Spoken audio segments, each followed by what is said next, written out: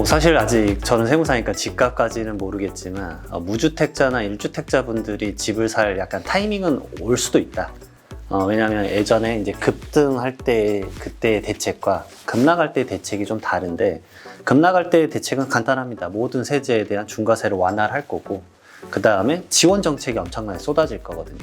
그런 정책들에 대해서 제가 이제 셀코TV에서 얘기를 했듯이, 그리고 하나 더 확인할 건 그 정책이 확정되고 나서 움직이십시오. 지금같이 여소야대가 이렇게 충돌하고 있을 때는 그 세제 개편안이 안대로 확정되지 않을 수도 있기 때문에, 확정되고 나서 나의 예산 편성하고 그 다음에 부동산 시가를 환영한 다음에 확인한 이후에 그때 시장 진입으로 나도 이제 무주택자를 좀 벗어나 보지 않을까라는 생각을 한번 투영을 해보는 게 이번 2023년도에서 무주택자 혹은 1주택자가 가져야 될 포지셔닝이 아닐까, 그런 생각을 좀 해봅니다. 저도 그 법무사로서 부동산 가격을 이렇게 많이 제가 고려를 하지 않는 직업이긴 한데, 일단 제 개인적인 의견은 지금 현재 하락된 방향에서 좀 보합세로 갈 것 같다는 생각인데, 가장 이제 여러분들께서 생각하셔야 될 거는 이 거래 가격에 대해서 좀 판단을 잘 해보셔야 될 것 같아요. 이제 실거래 가지고 좀 이제 허위로 왔다 갔다 하는 경우도 있으니까, 일단 등기부상에 그 기재된 거래 가액이 그게 최종적인 가액이다라고 좀 생각을 하셔야겠죠. 그래서 그 인터넷 등기소 같은 데 들어가시면은 최종적으로 거래가 된, 등기까지 된 그런 거래 내역들이 쫙 기재가 돼요. 그런 거를 좀 검색하셔가지고 진정하게 거래된 것이 어떤 것인지 보고 들어갈 타이밍을 노리시는 게 좀 좋겠다 생각합니다. 앞으로도 거래량은 더 줄 것이고 가격은 하락될 가능성이 더 커진다 볼 수 있는 게 공급이 되게 많죠. 미분양은 계속 일어날 것이고, 그리고 집이 없으신 분들은 이거에 지금 저점이지 않냐라고 생각해서 들어갈 수 있는데, 뭐 그건 판단이니까 말씀드릴 수는 없지만, 개인적으로 추천하는 거는 저점을 예상하고 고점을 예상하는 것보다는 조금 더 관망한 다음에 리스크를 줄인 상태에서 경기가 다시 살아날 가능성이 좀 있다면 그때 들어가는 게 좋지 않나 싶고, 그리고 인구 감소라던가 요즘에 출생률 저하 같은 이런 팩터들이 있다 보니까, 물론 이런 출생률 저하가 전국에 다 미치지는 않고 지역마다 다르게 미치겠지만, 결국에 각 세부 시장마다 어떻게 영향을 미칠지 본인들이 한번 판단해 보시는 것도 좋을 것 같습니다.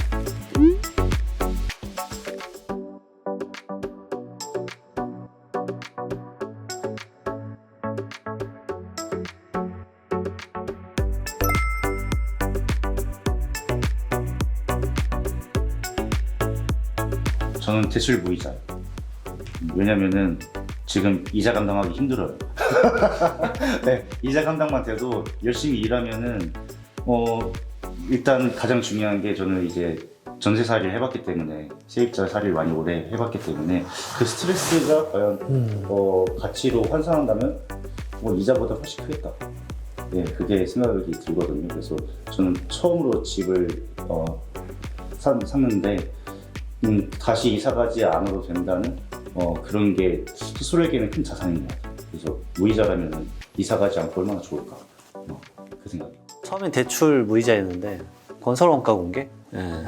물론 이제 건설원가 공개 이후에 마진율이 얼마인지에 대해서도 또 공개가 되겠지만, 어쨌든 좀 그동안에 이제 이게 너무 베일에 쌓여 있고, 그러면 내가 이게 얼마나 이 거품이었는지 거품이 아니었는지, 물론 이제 건설사 입장에서는 당연히 다른 입장이겠지만, 이게 만약 시장이 공개됐을 때 시장 전체적인 부동산, 주택, 특히나 아파트에 엄청난 가격 변동이 생기지 않을까. 약간 디스토피아적일 수도 있는데 그러게 돼도 또 재밌겠다. 그리고 만약에 구입을 한다면 그대로 좀 실행을 해도 나쁘지 않겠다라는 생각을 좀 해봅니다. 저는 세금 쪽입니다. 취등록세랑 양도세 인하가 미치는 게, 저는 이렇게 하락기인 경우에는 결국에 정부에서 도움을 요청할 수 있는 게 다주택자나 부자들이라 생각을 하고, 다주택자나 부자들가 이게 뭐 좋고 나쁘고를 떠나서 다주택자나 부자들이, 즉 현금력 있는 사람들이 시장에 참여하게 만들려면 결국에 세제 혜택이 제일 좋다고 생각을 합니다.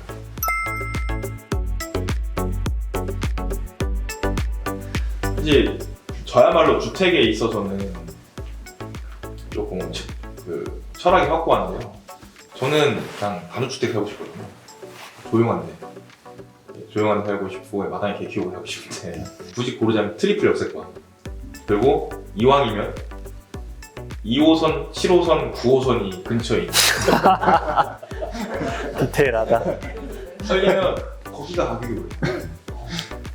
279가 오르기 때문에 4개 하면 한 3호선 정도까지 여기에 있는 트리플 역세권이 가장 좋을 것 같습니다. 그러니까 그 질문 중에서 그거고 사실 서울에 서울에 집값이 비싼 데는 전철역이랑 먼 데도 많아요.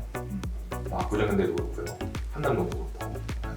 그러니까 오히려 하이엔드로 가면 조용한 곳으로 가거든요. 언덕이 있거나 아싸리 한강 앞이거나.